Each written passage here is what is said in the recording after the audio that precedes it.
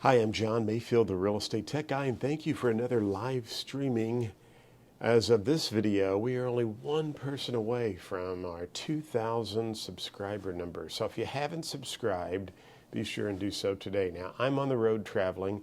I'm actually in Washington, D.C., and I thought, you know what? I'm going to do a live stream from my hotel room because I had some folks that have reached out to me, and it's always it's great that our school's growing and we have so many students that are signing up. We just had another student sign up this morning. Thank you so much. Appreciate that. We are in 8 different states, but occasionally I get students who find me on YouTube or find our podcast. If you haven't listened to our podcast, be sure and do so today. But I had a lady, she's taking her test this morning, and yes, I did say a prayer for you, so good luck on that. She's not one of my students, but she said, you know what, I found your YouTube videos and your podcast, and it has helped me so much with my studying. And she's taken the test a couple of times. She went through another school, then found me online, and she said, I'm taking my test again Wednesday, and needed some help with financing.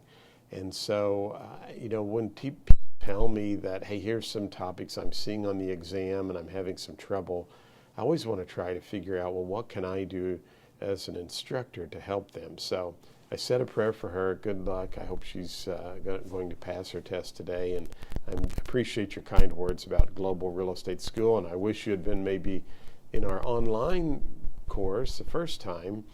And but anyway, she's going to pass that exam today. We're going to think positive, right? So just going to go through a couple of items in the financing section that I want you to be aware of. And we're going to make this very conversational. Again, sometimes you might watch some of my videos from home where I have an interactive board and have some ways where I can write and do some things. Today, I'm actually recording. I'll upload it, and we'll just cover this first little section under financing in the exam testing outline, a candidate handbook. And the first thing they talk about under financing is this thing called points. So you need to know what a point is. And here are some questions you could very well see on the examination. First of all, remember that 1 point is equivalent to 1% of the loan amount. Now, I want you to write that down. That's a key point. Put that in your memory. They love to give you these questions on the exam to say, John and Mary purchased a home for $100,000 and they got an 80% LTV. L as in Larry, T as in Tom, V as in victory. That's the second bullet point under this outline you need to know about. That's called a loan to value ratio. Loan to value ratio. So if John and Mary got purchased a $100,000 home, that's the sales price, and they took out an 80% LTV, loan to value ratio. It's just simply a matter of taking 100,000 and multiplying it times 0.80. I always like to convert the percentages back to a decimal format. So we would move, you have 80%, you move your decimal over 2 places, and that gives you 0.80. You can watch some of our math videos on how I use the T problem.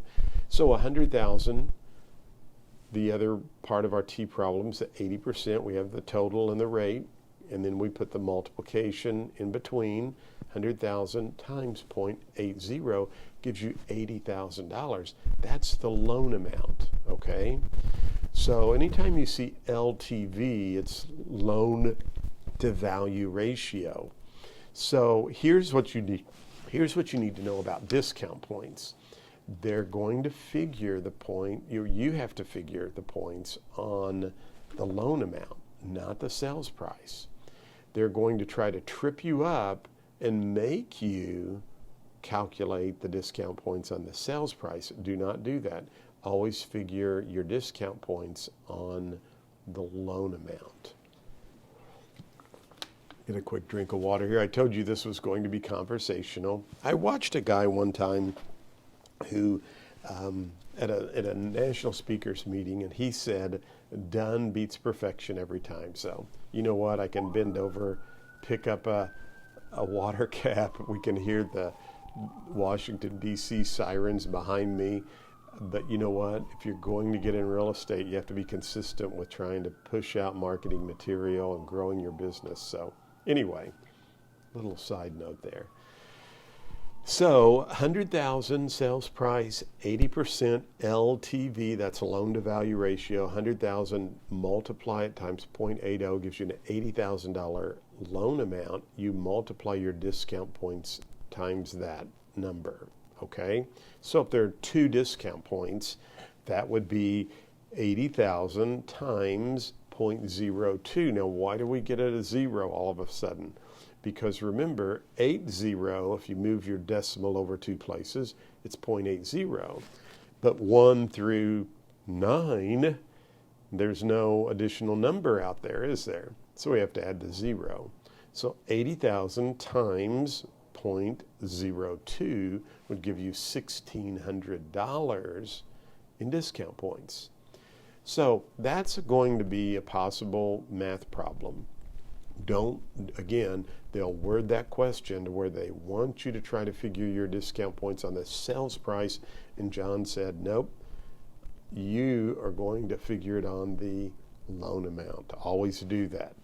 The other question they could ask you is, well, what is a discount point? And it's simply prepaid interest. A discount point's prepaid interest. 1 point equals 1% of the loan amount. Don't forget that. You may see terminology called an origination fee. Well, what is that? An origination fee covers the lender's work in preparing all of the paperwork. That's just really, it's just covering the paperwork to prepare everything for the loan. So sometimes the lenders may charge you a 1% origination fee. Again, that's to prepare the paperwork, and they may charge you 2 discount points. And that is the prepaid interest. You might also see, at one time they had a question that said, ask some question, what basically is, what are discount points? And the answer was, it increases the lender's yield on the loan. See how they love to ask these weird questions? It increases the lender's yield on the loan. What does that mean? Well, think about this. If I'm the lender and I'm loaning you $80,000, correct? You want to get an 80% LTV, loan to value ratio. You're buying a home for $100,000. You give me $20,000 as a down payment. As you know, or you give the $20,000 to the seller, you're putting $20,000 down. So me as a lender, I feel pretty confident because you put a good down payment, you're not going to walk away from your investment. However, I'm charging you 2 discount points. Remember that? And so you're giving me $1,600. Now wait a minute, I just gave you $80,000, remember? But you gave me $1,600 in discount points, prepaid interest. So I'm only out of pocket as a lender $78,400, $80,000 minus $1,600 in points that you gave me. So I'm only out of pocket $78,400, but you signed documents for an $80,000 loan. So you're making payments back to me based on $80,000. Well, I gave you $80,000, but then you turned around and gave me another $1,600. So I'm really only out of pocket $78,400. So it has increased my yield as a lender on the loan. So those are some questions you could see from those 2 little sections there. Know how to do an LTV calculation, loan to value. It's just simply sales price times the loan to value ratio. So if it's a $100,000 loan and they get a 90% LTV, you just take 100,000 times 0.90. Okay, don't forget that. I know you won't. You're going to do great on that. Now, the other question, 2 questions there, is prepaid interest is what a discount point is. That could be a question. It also increases the lender's yield on the loan, correct? And 1 discount point equals 1% of the loan amount. And again, they could give you a scenario where you have the sales price, you have the discount points, you have an LTV. You're going to have to figure out, well, what is the loan amount? And then from there, calculate your discount points. The other question, remember, is an origination fee. And an origination fee is just simply the fee the lender is going to charge you to do the paperwork. So discount points, prepaid interest, origination fee is going to be handling the paperwork. And again, both of those, 1 point or 1 origination fee equals 1% of the loan amount. Don't forget that. Now we have another section under here called PMI, Private Mortgage Insurance. PMI, Private Mortgage Insurance. If you do not have 20% to put down, the lender will more than likely charge you PMI, Private Mortgage Insurance. And it's just an insurance policy that says if you default on the loan, the insurance company will step in and make sure the lender's not out any funds or money. The Mortgage Guarantee Insurance Corporation was at one time the largest provider in that arena. I had heard there was a question about that. It's MGIC, the Mortgage Guarantee Insurance Corporation. Not certain if that's still there again. What you really need to know about PMI, or Private Mortgage Insurance, is again, it is insurance that protects the lender in case you default on the loan. And the reason they're making you take that out is because you are not putting at least 20% down. Remember, foreclosing on a home is a lot more complicated than repossessing an automobile. You have to go to court, you have to wait your turn for the trial. If you're in a mortgage state, if you're in a deed of trust state, the trustee still has to begin the foreclosure proceedings. And in Missouri, for example, that ad has to run for 21 days, and you advertise a sale, and you still have to go to the courthouse, and then you still might have to do a rent and eviction. So there's a lot of legal and complicated things that go on in a foreclosure. So if you do not have 20% to put down, the lender more than likely is going to want you to take out what is called private mortgage insurance, PMI. That could be on the test as well. A couple of questions, or a couple of sections here, they talk about interest, and they talk about PITI, that's principal, interest, taxes, insurance. Always figure those out. And I'm going to do some math problems for you on the next video where we really get into calculating interest and also making sure you're aware of principal, interest, taxes, and insurance. Okay, so don't forget that. And then the following video I'm going to follow that up with is going to be on financing instruments, where we're really going to dive into the financing instruments such as the promissory note. It shows evidence of the debt, and the security instruments, which could be the mortgage or the trust deed. So we'll do those on the next video. Remember, I'm only one person away from 2,000 subscribers, so I'd love for you to subscribe. And thank you, as always, for watching the video. Check us out at Global Real Estate School.